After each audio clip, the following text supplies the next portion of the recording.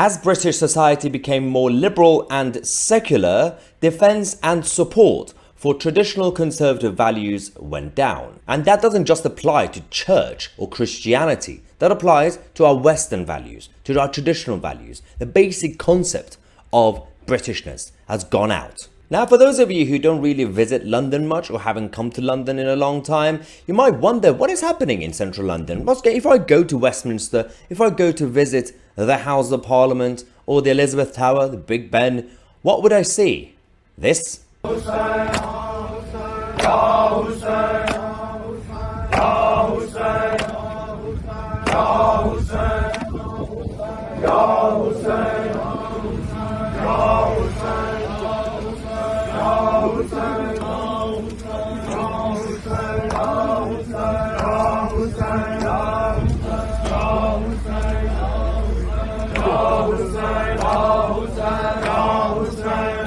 Now, I am going to talk about that video in a second. It's a Shia ritual of Muslims, the Shia Muslims. But the reason I mention the lack of support or defense of our values, even basic Judeo-Christian values that built the West, is because when society became more liberal and secular, it became a blank canvas.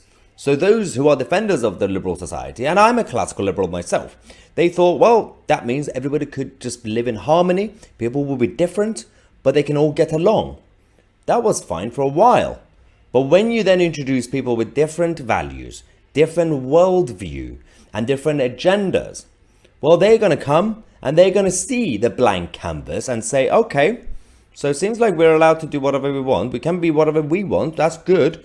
But they also don't really have any foundation, this new British society. It's modern Britain's British society, thanks to Tony Blair. And not just Blair, but all the others as well. So what do? They say, okay, maybe they need more Islam.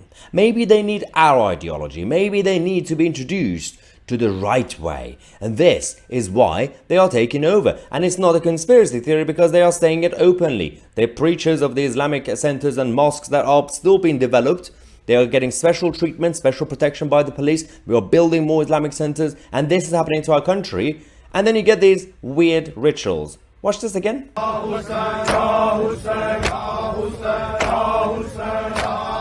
Now what you see there is a group of Shia Muslims, not even Sunnis. The Sunnis are obviously the majority.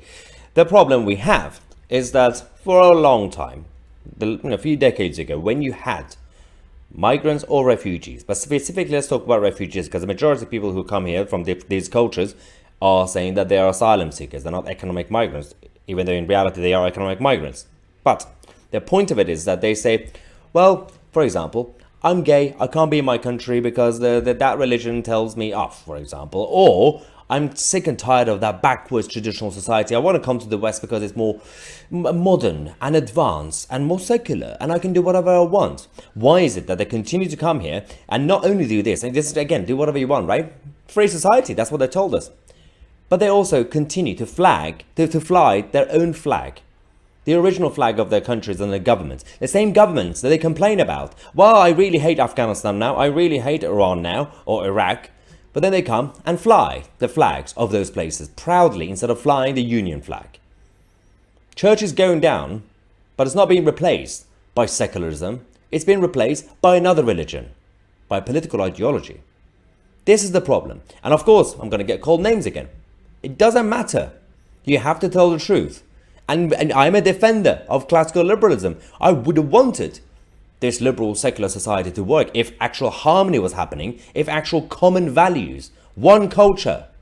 You could have multi-ethnicities if you want to, but you should have one culture. When you leave your house, you are British.